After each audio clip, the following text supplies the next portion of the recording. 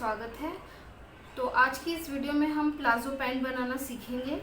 इसमें जो डिफरेंस होने वाला है, मोस्टली आपने देखा होगा कि जब भी प्लाजो पैंट बनाते हैं तो उसका फ्रंट और बैक एक जैसा कट किया जाता है। इसके बाद क्या होता है, जब भी हम उठते बैठते हैं जो हमारी क्रॉच लेंथ होती है वो छोटी पड़ जाती है, तो उठने बैठने में दिक्कत होती है। तो कई बार कस्टमर जो है कंप्लेन करता है। तो आज यहाँ पर हम क्या करेंगे, प्लाजो पैंट का फ्रंट और बैक दोनों अलग तरीके से निकालेंगे और वो जब बनकर तैयार होगा तो पहनने में बहुत ज़्यादा कंफर्टेबल होगा, आप आसानी से उठ बैठ सकते हैं। तो एक छोटा सा चेंजेस इसमें करेंगे जिससे जो ये पैंट है बहुत ही अच्छी तरह से और बहुत ही कंफर्टेबल तरीके से बनकर तैयार होगी। वीडियो स्टार्ट करने से पहले मैं आपको रिक्वेस्ट करना चाहूँगी, अगर अब तक आपने मेरे चैनल को सब्सक्राइब नहीं किया है तो प्लीज़ इसे ज़रूर सब्सक्राइब कीजिए, इसे ज़्यादा से ज़्यादा शेयर कीजिए, लाइक्स करना ना भूलें और इसे कमेंट्स करना ना भूलें अपना। तो चलिए स्टार्ट करते हैं। इस कपड़े को मैंने एक फोल्ड में रखा हुआ है। फोल्ड करके मैंने इसे प्रेस किया है क्योंकि रॉन्ग और राइट साइड दोनों का कलर जो है एक जैसा है, इसलिए मैंने सैलवेज चेक करते हुए रॉन्ग साइड पर चॉक मार्किंग कर लिया ताकि इसे स्टिच और कट करते वक्त मुझे कोई परेशानी ना हो। तो हमेशा की तरह सबसे पहले हम जो है एक स्ट्रेट लाइन ड्रॉ करेंगे। ऊपर से कपड़ा हमारा अनइवन होता है तो उसे इवन करना ज़रूरी होता है।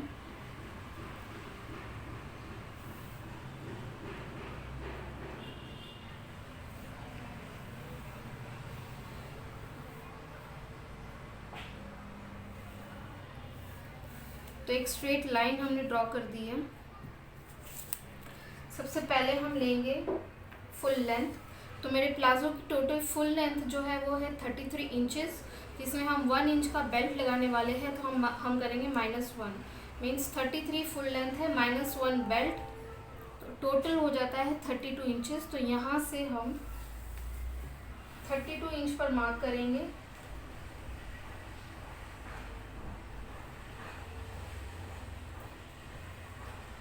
और एक स्ट्रेट लाइन ड्रॉ कर लेंगे नीचे।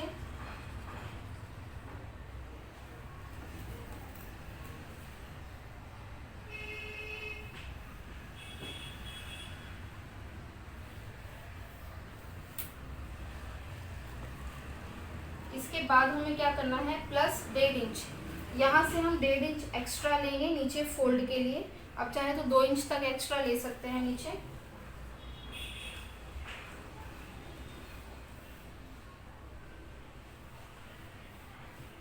तो नीचे से 1.5 इंच हमने फोल्ड के लिए ले लिया है।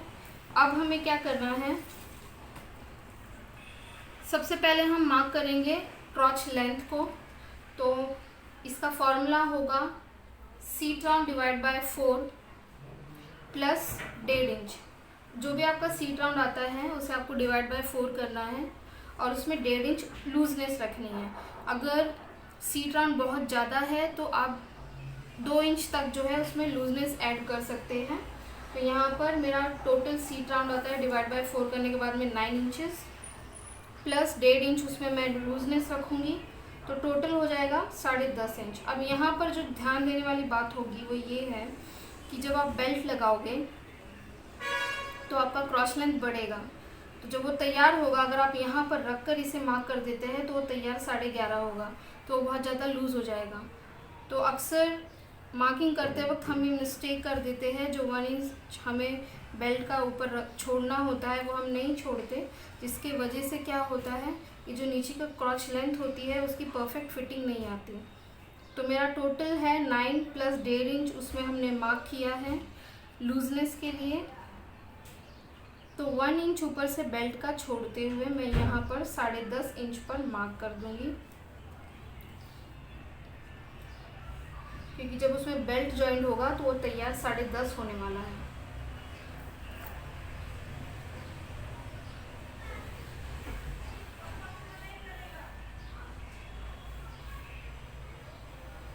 तो यहाँ से मैंने लेंथ ले ली है। अब राउंड मेजरमेंट लेंगे हम।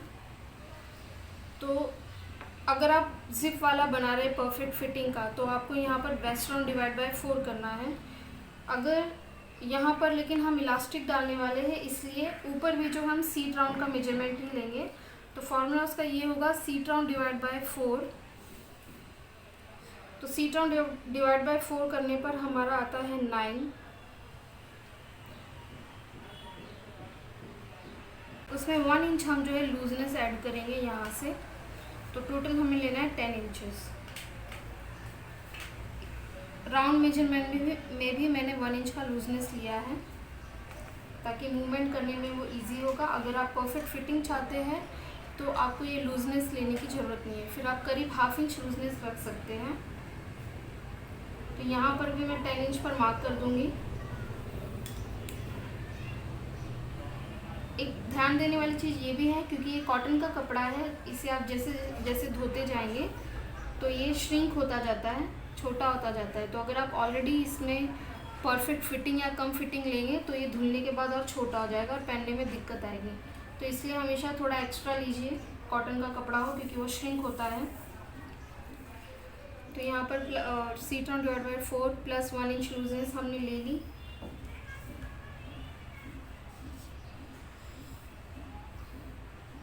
अब यहाँ से हम 1.5 इंच पर मार्क करेंगे। इस लाइन से 1.5 इंच पर हमें मार्क करना है और शेप देना है। हल्का सा कर्व शेप देंगे हम, बहुत ज़्यादा नहीं।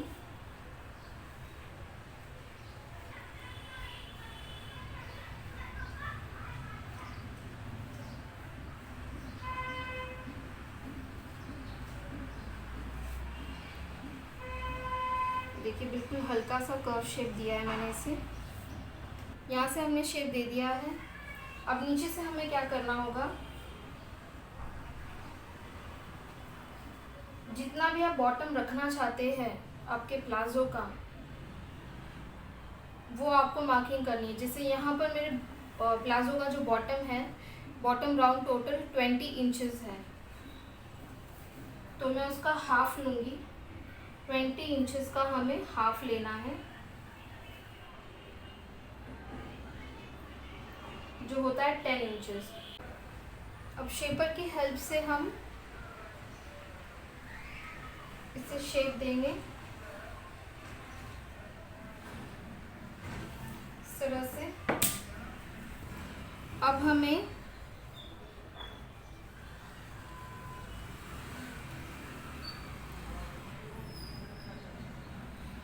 यहाँ से जो है हम ½ इंच एक्स्ट्रा लेंगे।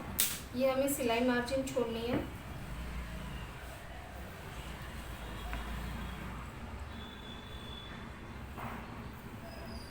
यहाँ से मैंने ½ इंच ले लिया। यहाँ से मैं ½ इंच लूँगी। ये मैं सिलाई मार्जिन है जो मैं ले रही हूँ। अगर आप नहीं लेंगे तो जो मेजरमेंट है वो छोटे पड़ जाएंगे।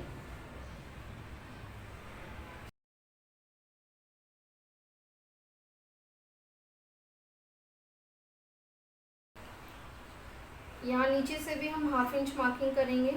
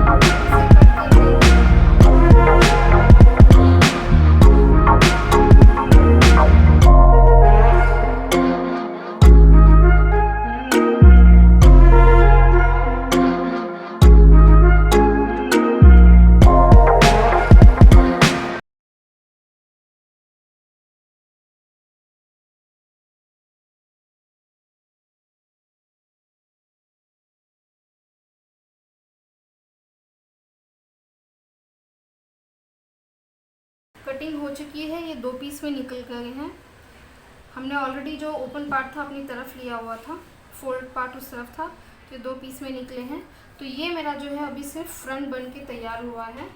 अब बैक हमें किस तरह से बनाना है वो हम देखेंगे, उसमें क्या चेंजेस करेंगे वो भी देखेंगे, जिससे ये कंफर्टेबल पैंट बनेगी। तो इस तरह से एक फोल्ड में कपड़ा रखना है आपको। ओपन पार्ट आपकी तरफ होना चाहिए और ये फोल्ड पार्ट उस तरफ है। तो इसे अच्छी तरह से बिछा के मैंने प्रेस कर लिया है।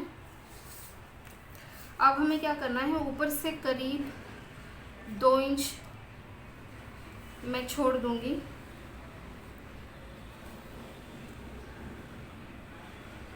ऊपर से करीब 2 इंच कपड़ा हमने छोड़ दिया है।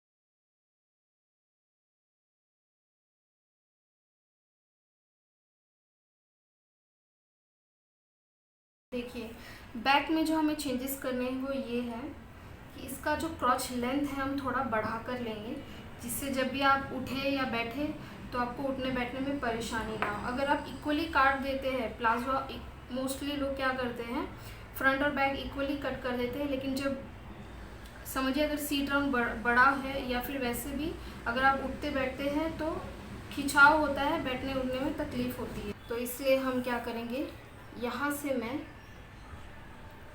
यहाँ से 1.5 इंच एक्स्ट्रा लूँगी। तो ये मेरी क्रॉच लेंथ बढ़ गई है। यहाँ से इस लाइन से हमने 1.5 इंच एक्स्ट्रा ले लिया। अब हम इस और इस पॉइंट को जॉइन कर देंगे।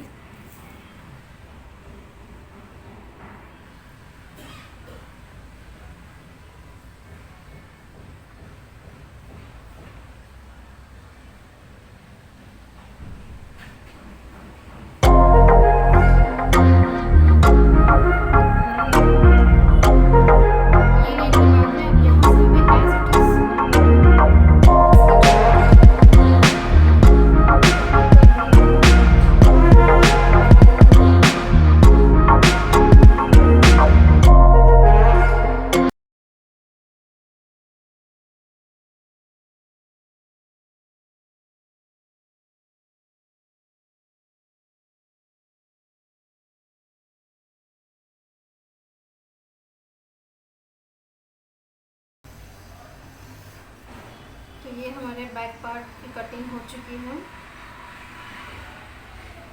बेल्ट निकालेंगे अब हम। तो मैं क्या करूँगी, यहाँ से इसे जितना हो सके उतना फोल्ड कर देंगे हम। अब यहाँ से हमें 3 इंच पर मार्क करना है।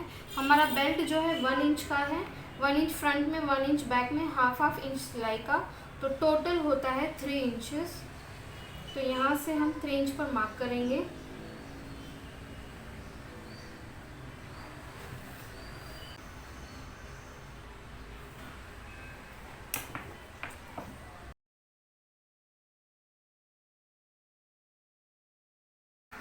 तो ये हमारा बेल्ट रेडी है, बेल्ट की कटिंग हो चुकी है।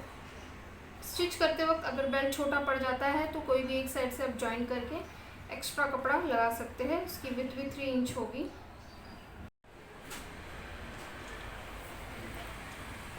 अब इसकी स्टिचिंग देखेंगे हम। तो ये मैंने बैक का एक पार्ट ले लिया है।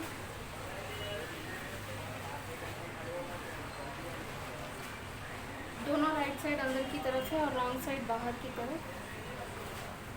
अब ये जो क्रॉच का जो एरिया है, ये जो आसन आप देख रहे हैं, यहाँ से हम 1/2 इंच की सिलाई करेंगे डबल स्टिच। तो ये स्टिच हो गया है इस तरह से। सेम उसी तरह हमें फ्रंट लेना है और फ्रंट के आसन की कटिंग करनी है। सॉरी, जो फ्रंट का जो आप पार्ट देख रहे हैं, दोनों रॉन्ग साइड बाहर की तरफ और राइट साइड अंदर की तरफ, और यहाँ से 1/2 इंच की हम सिलाई कर देंगे।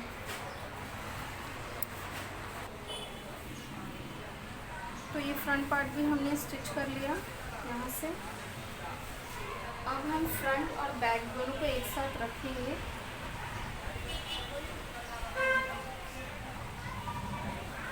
दोनों के राइट साइड अंदर की तरफ है और इसे मैं जो है एक तरफ से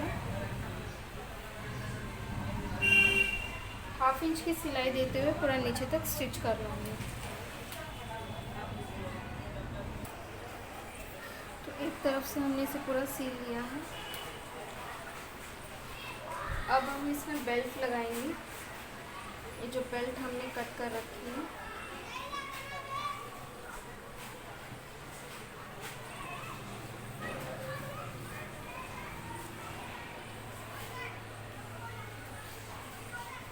एक कोने से स्टार्ट करेंगे। ये कपड़े की राइट साइड है, राइट साइड ऊपर की तरफ है। तो कपड़े की राइट साइड और इस बेल्ट के कपड़े की राइट साइड दोनों अंदर की तरफ फेस करेंगे एक दूसरे को, और रॉन्ग साइड बाहर की तरफ होंगे। यहाँ से हमें 1/2 इंच की सिलाई देते हुए पूरा एंड तक जो है इसे इस तरह से स्टिच कर लेना है। अगर यहाँ से बेल्ट छोटा पड़ता है तो ये जो आपने एक्स्ट्रा निकाला हुआ है इसे जॉइन करेंगे और कंटिन्यू करेंगे इस तरह से।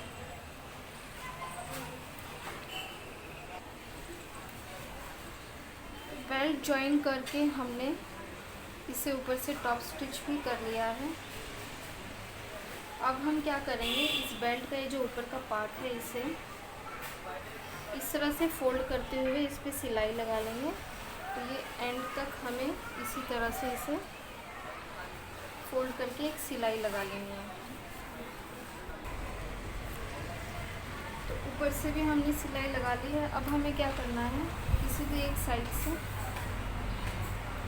देखिए जो लाइन आप देख रहे हैं सिलाई की, इसके ऊपर इसके किनारे को रखना है इस तरह से, और इसे पिन कर लेना है।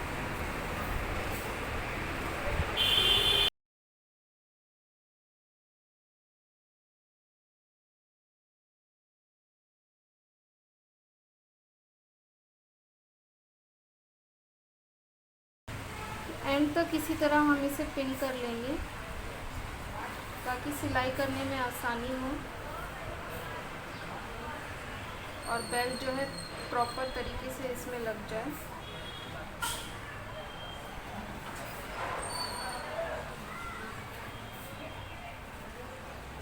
पिन करने के बाद में देखिए ये जो आप किनारा देख रहे हैं, यहाँ से हमें इसको सिलाई लगाते जाना है। सिलाई लगाते वक्त ये ध्यान देना है कि कपड़ा ना ऊपर ना ज़्यादा नीचे, ये जो नीचे की सिलाई है इस पे रखते हुए हमें इसे किनारे से सिलाई लगाते हुए जाना है।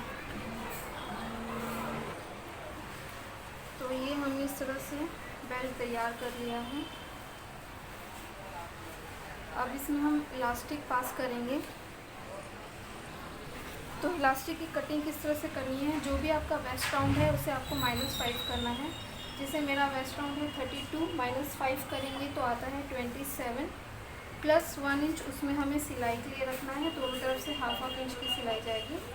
तो टोटल हमें इस तरह से रखते हुए 28 पर मार्क करना है और इसे कट कर लेना है।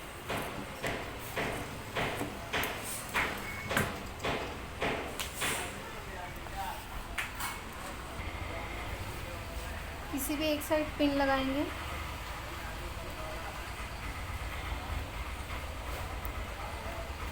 उसके बाद इस एक कॉर्नर से हमें इलास्टिक अंदर डालना है, पिन की हेल्प से अंदर लेते हुए जाना है और इस तरह से पास करते हुए इस एंड तक निकालना है। इलास्टिक को एक साइड से दूसरी तरफ हमने निकालने के बाद क्या किया, इसे दोनों तरफ से हमने पक्का कर लिया ताकि ये इलास्टिक जो है वो हिले ना। तो हमने दोनों तरफ सिलाई कर ली है। अब हमें क्या करना है, ये ध्यान देना है कि एक ही तरह जो है एक ही तरफ चुन्नट इकट्ठा ना हो, इसलिए इस तरह से हम इसे खींचेंगे। देखिए ये इक्वल हो गया है। अब आपको क्या करना है, इसके सेंटर से सिलाई लगाते हुए जाना है। सिलाई लगाते वक्त आपको ध्यान देना है, जब आप सिलाई लगाएंगे तो दोनों तरफ से कपड़े को इस तरह से खींचते हुए आपको इसे सिलाई लगाते हुए जाना है।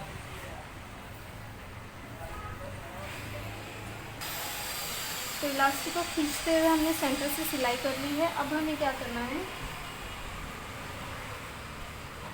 अभी जो दूसरा साइड है इसे हम स्टिच करेंगे।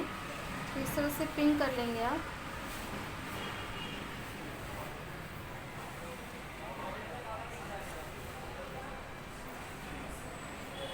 तो यहाँ से भी हमें 1/2 इंच की सिलाई देते हुए इसे इक्वली पकड़ना है और ये नीचे तक, ये जो हमारा बॉटम है यहाँ तक इसकी 1/2 इंच सिलाई कर लेनी है। डबल स्टिच आपको करना होगा। तो दोनों तरफ से सिलाई हो गई। अब हमें क्या करना है, इसके बॉटम की फिनिशिंग करनी है। तो बॉटम में आप क्या करेंगे, देखिए हमने पहले से नॉच करके रखा हुआ है दोनों तरफ से इसे।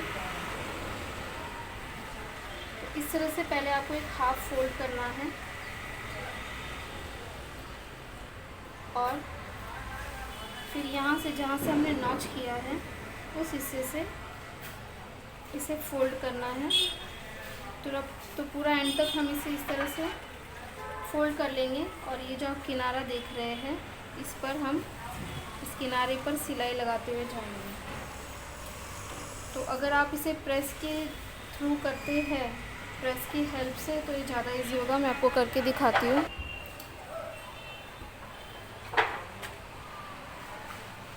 तो इस तरह से फोल्ड करते हुए हम पहले इसके बॉटम को प्रेस करेंगे रॉन्ग साइड की तरफ।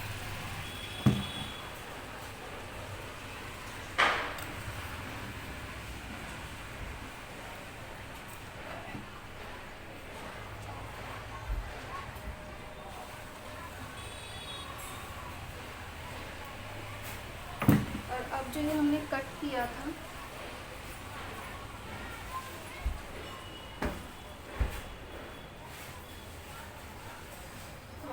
इस कट से, देखिए इस कट से हमने इसे फोल्ड कर लिया है इस तरह से।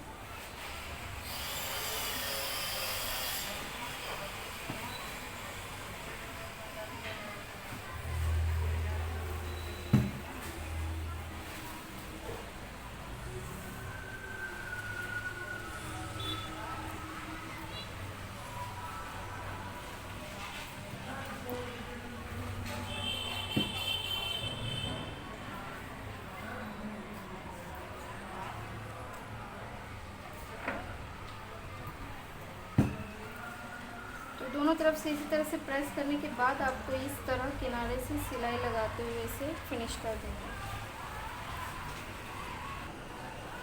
बॉटम हमने स्टिच कर लिया है। अब हमें क्या करना है,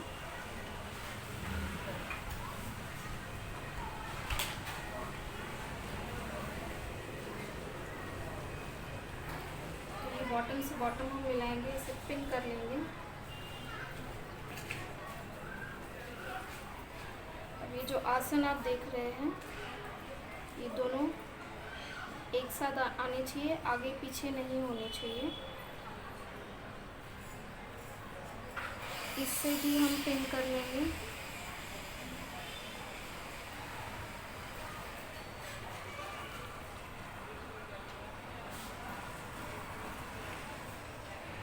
और ये दूसरी तरफ का बॉटम भी हम इक्वली पकड़ते हुए पिन कर लेंगे। अब हमें क्या करना है, एक बॉटम से हम शुरुआत करेंगे। यहाँ से 1/2 इंच की सिलाई देते हुए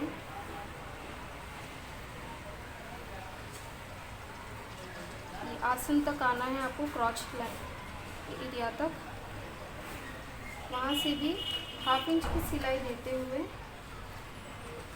ये जो सेकंड बॉटम का एंड है यहाँ तक आपको 1/2 इंच की सिलाई देनी है और इसे फिनिश कर लेना है। तो हम डबल स्टिच करेंगे इसे। तो यहाँ से भी हमने इसे स्टिच कर लिया है।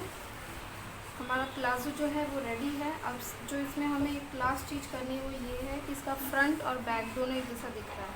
तो पहनते वक्त हमें ये नहीं समझेगा कि कौन सा फ्रंट है या कौन सा बैक है। तो हमें क्या कर लेना है, पहले मैं देख लूँगी। ये मेरा बैक साइड है और ये मेरे कपड़े का फ्रंट साइड है। तो ये जो फ्रंट साइड है यहाँ पर इस तरह सेंटर से मैं रखते हुए एक क्रॉस का मार्क बना लूँगी यहाँ पर, ताकि जब भी मैं पहनूँ तो मुझे पता समझ में आ सके कि ये मेरा फ्रंट है और ये मेरा बैक साइड है। तो ये क्रॉस मार्क मैंने बनाया है फ्रंट के लिए।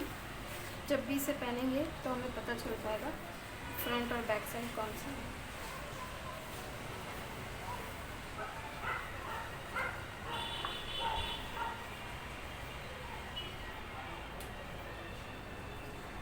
तो ये हमारा प्लाजो बनकर रेडी है।